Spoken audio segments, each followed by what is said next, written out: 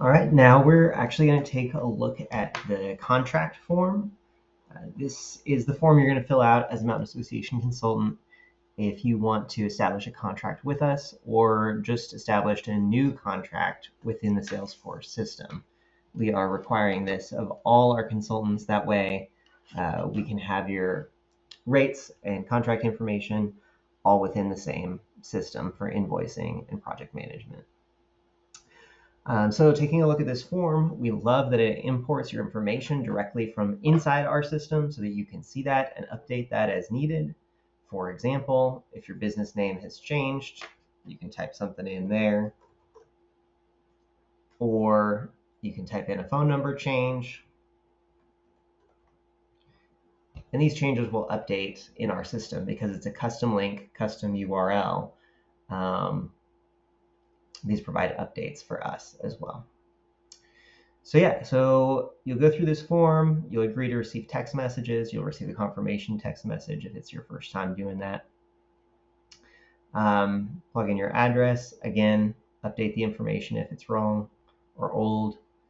And then provide your service rates. These are the key building blocks for your future projects with us. So you'll select the type of service that you provide, whether it's operations, accounting, marketing, or business coaching.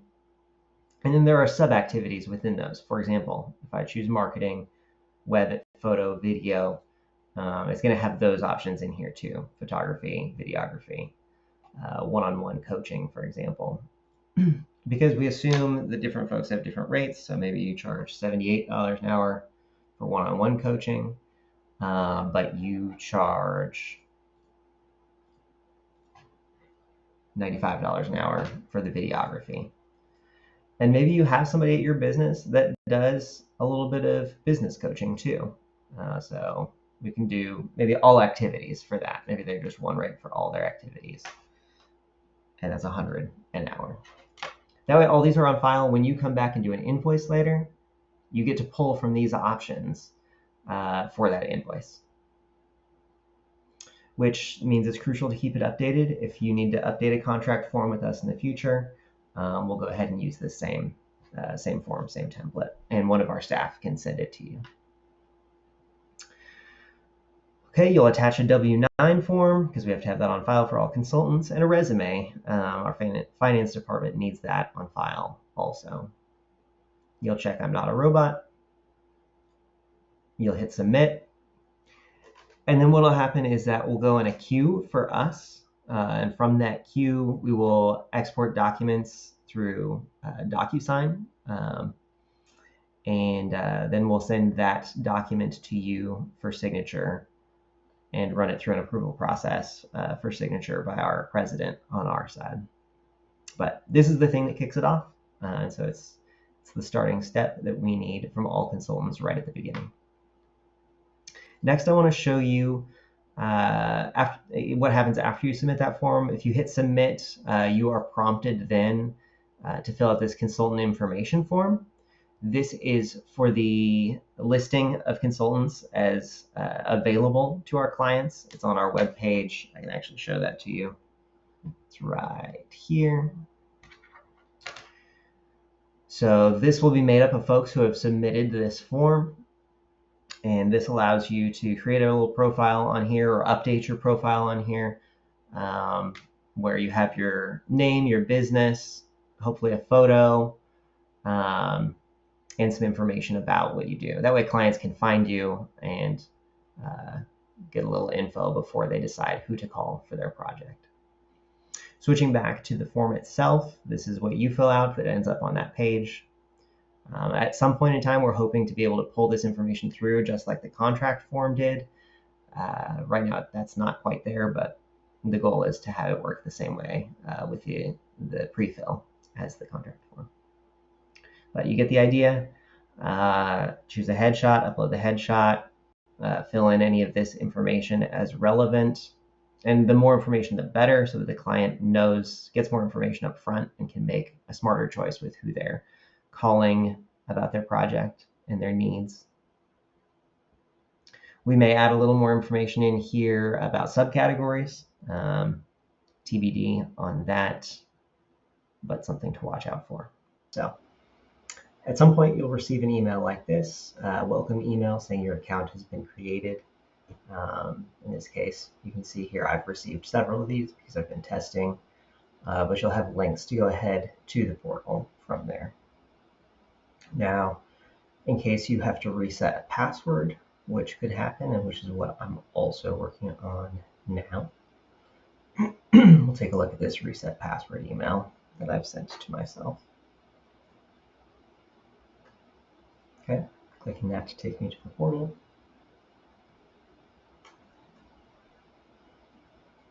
And setting up a password.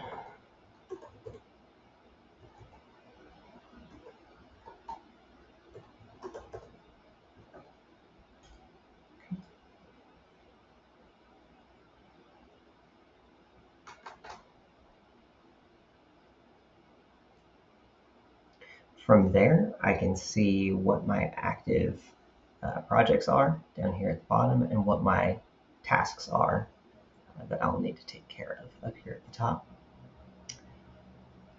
So first off, you can see with each project, we have this consultant agreement and guidelines form. So I'm going to click that, read through.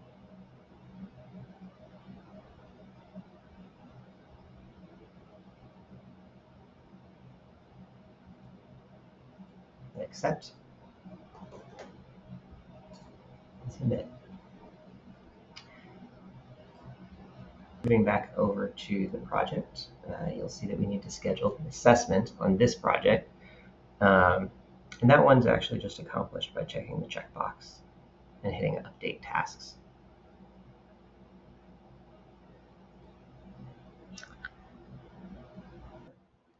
In addition to that, I also want to show you our scope of work form. The scope of work is happening very early on in the process. You'll get here through your portal. There will be a task that you'll be assigned that says create scope of work. That task link takes you here. And just like those other forms, it's the same kind of form assembly form with these blanks for you to fill in that will be tied to the project.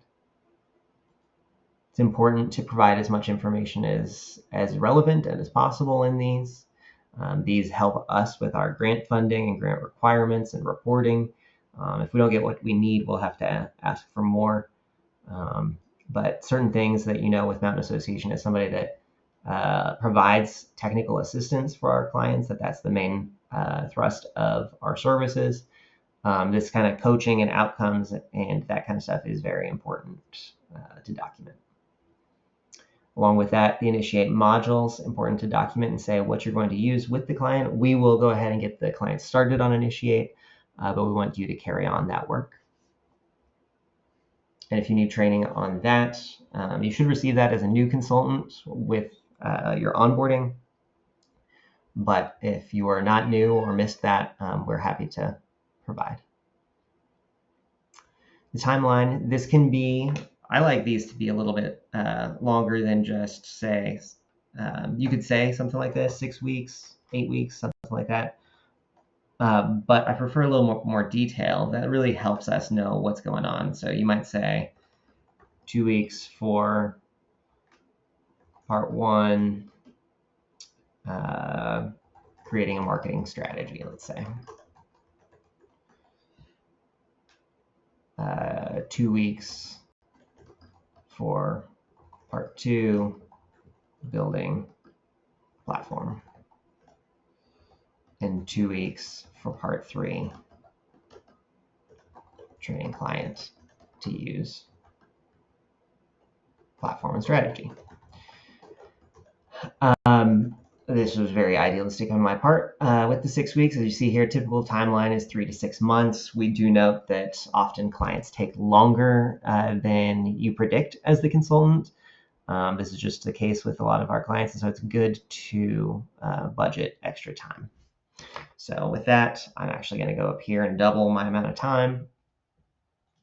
Then I'm going to go ahead and estimate out an end date that is 3 months from now, which would be November 22nd.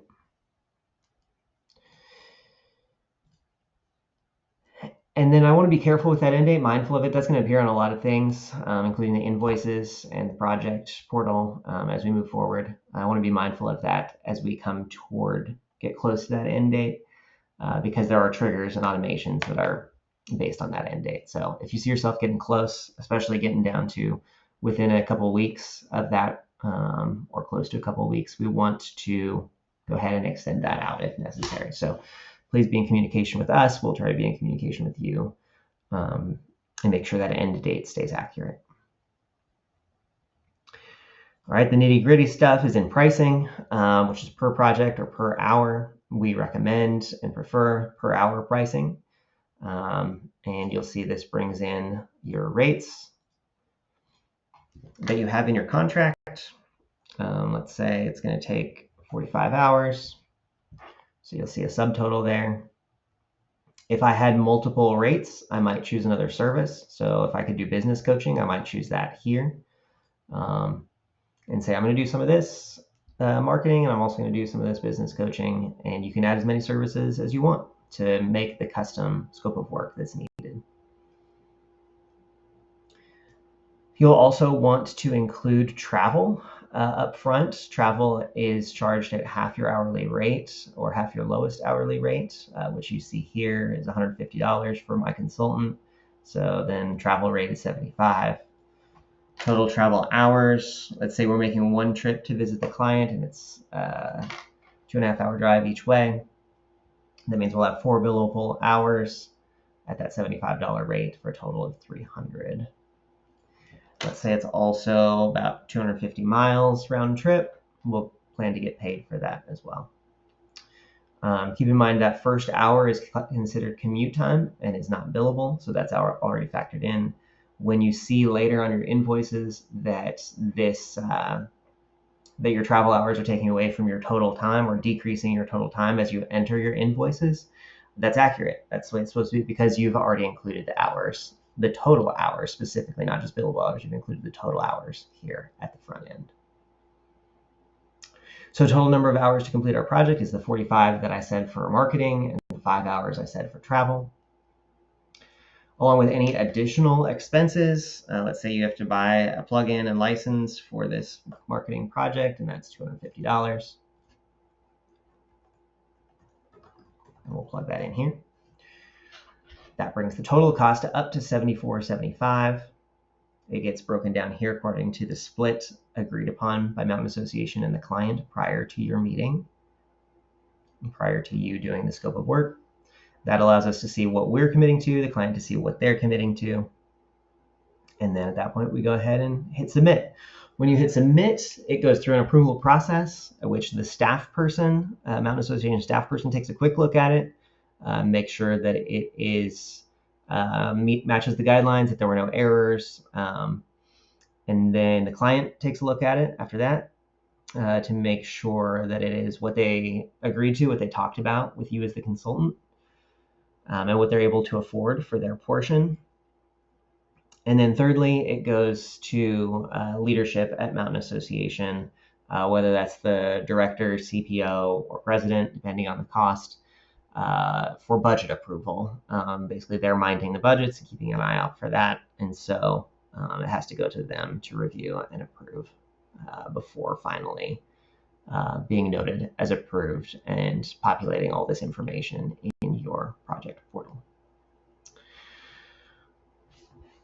All right, and that is scope of work. Next up, you can see I need to submit a monthly invoice. I'll do a quick video of that as well. It's worth noting that I also received a text message just now from the portal saying that I had subscribed to receive notifications. In here we choose standard versus final in terms of the invoice. If it's our first invoice, the assessment invoice, that will automatically happen because it will know one hasn't been submitted yet. So we'll just choose standard. We get a readout of the budget used, budget remaining, as well as our end date, which we should keep an eye on because that's 2 days from now. At this point, if it's not the final invoice, we need to address that end date with the Mountain Association staff and get that extended out. That is very important because it triggers certain notifications for the client and consultant to close out the project. Right. It's important to include the invoice date, the invoice, a unique invoice number, the date range for the invoice, which actually that would be to today, a file upload, and then we're going to line out the items from the invoice. Let's say we did 5 hours with the client on marketing, and a quick description.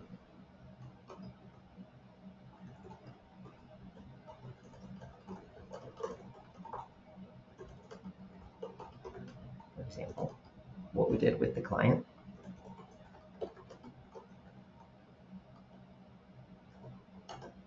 And all of this should be captured in your invoice as well, or at least the dates and hours and times I'm sorry, not exact times, but the amount of hours with or for the client. This report is fine to plug in here. And then let's say we have some more hours for the client, and I'm just separating these for convenience. These could have been on multiple dates. They maybe show us multiple dates on your invoice.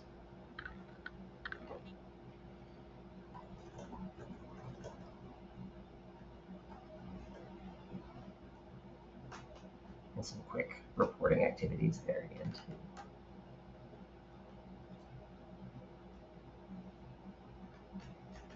Go ahead and enter some travel charges. Let's say we actually did go travel to meet with the client. You'll see if we do 1, that's not a billable hour because it's considered commute time. But as soon as we get over 1 hour, we will have billable travel time. Miles are always billable. So let's say it was 53 miles. Choose your mileage rate for the date of the travel. This date is in 2025. And hit submit. All right, I did want to take a minute to address a question from one of our consultants who raised this question in the final consultant training in August. And that question was, what do we do about travel hours? Is there an issue with travel hours counting against your overall total in an invoice? So for example, you have these hours remaining. In this case, I, as Jimmy's marketing consultant, have 52 hours remaining in my project. And let's say I took a trip to see the client and I drove for 2 hours. We see that only 1 hour is billable for a $75 rate. And yet when we scroll up to the top, there are now only 51 hours remaining, meaning 2 hours were taken off of my total. So the whole 2 here was taken off of the billable hours, or of the hours remaining. My apologies. So the question is that the way it's supposed to work? I did some digging on this, and thankfully, indeed, that is the way it's supposed to work. Because if you go to your scope of work form here, and you type in that it will include travel, and you estimate however many trips you're going to take to visit your client and how many hours that may be, the total hours here, 5, is what computes into the total number of hours to complete the project. So instead of taking the billable hours, it's actually measuring the total number of hours to complete the project. Now, in terms of the billing for this and how it affects the scope of work, you can see that it takes 1 hour off the top. It assumes the calculation assumes most clients are just going to do, or most consultants are just going to do 1 trip to see their clients. It's because we recommend doing that scope of work, an assessment in person with the client. But sometimes people may want to travel more often. Um, that being the case, if you wanted to take 2 trips, and let's say that was actually going to be a total of 8 hours travel time, it's still going to bill you at 7, or assume that the billable hours are 7 in this scope of work. If it was 2 trips, you'd have 2 different hours, one for each of those trips that was not billable. In which case that would only end up being 6. But in terms of its effect on the cost for the scope of work, we believe that number will be marginal. What I wanted to make sure that we were getting right here was that total number of travel hours. And so again here, there's your 8 total travel. There's your 8 total number of hours to complete the project, because I haven't filled anything else in yet. So it's a direct comparison there. And just to go full circle, that means that when we're plugging in on the invoice the total travel hours, that is correct, that it should be the total travel, not the billable, that is being subtracted from your hours remaining. So that was pretty in-depth, but I wanted to take a minute to answer that question and make sure that we got that answer out there. All right. Let's take a look at the tabs up here. So we have our home, invoices, contracts, and resources. If I take a look at invoices, it'll show me any approved invoices, as well as invoices I've already submitted, along with their current stage. Staff reviewed means that your business support point person has taken a look at it, and now it's in the client's hands to review. Submitted means that that staff person has not yet reviewed it. Once you see it say client approved, that means it's back into Mountain Association's budget approval process. And once you say it's approved, that means that it's gone through finance and should be paid to you shortly.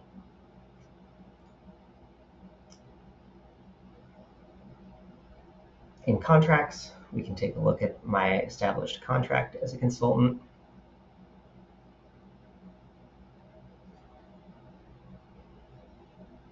And in resources, you'll find additional resources to help you with the project, such as frequently asked questions and resources to be familiar with to be able to provide the client. That's about it.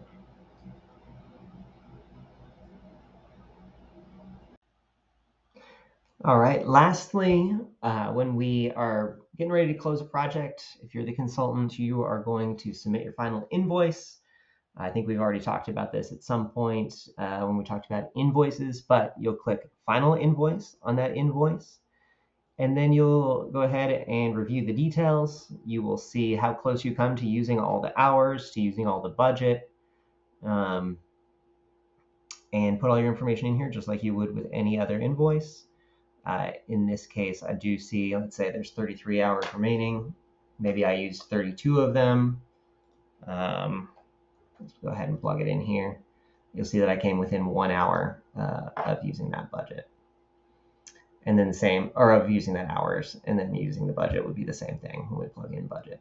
But the main thing I want to show is after you submit that final invoice, you are going to be prompted to confirm deliverables. And so this is just confirmation that you as the consultant, you lay eyes again on the scope of work that you had written and confirm that that's exactly what you delivered.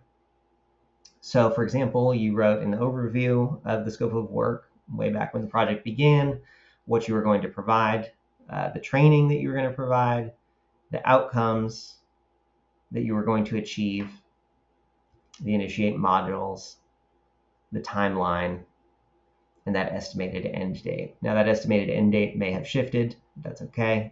We'll address that during the course of the project.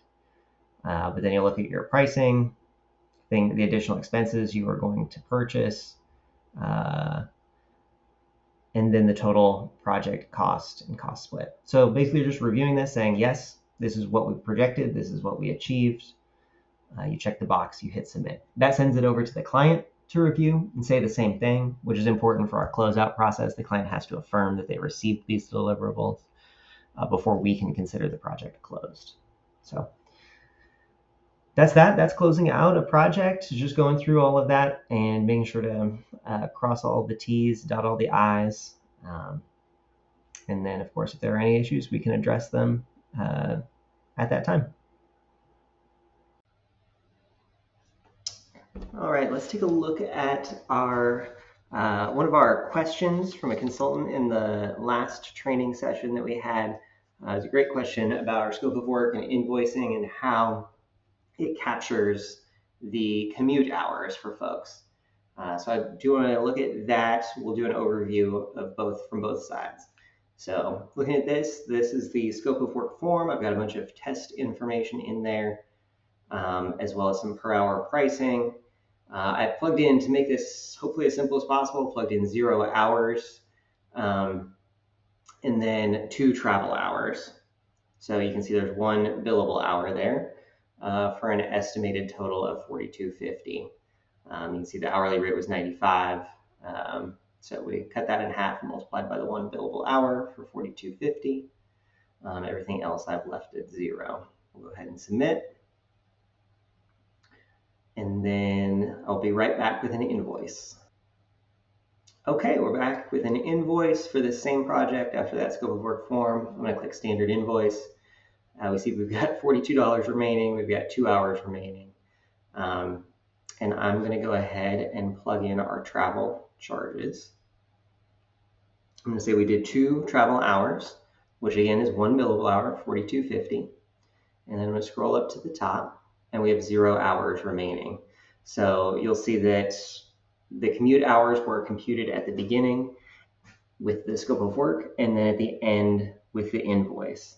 So when you do that scope of work form, just be sure to budget in however much time you think you will need for travel, including your 1 hour commute time.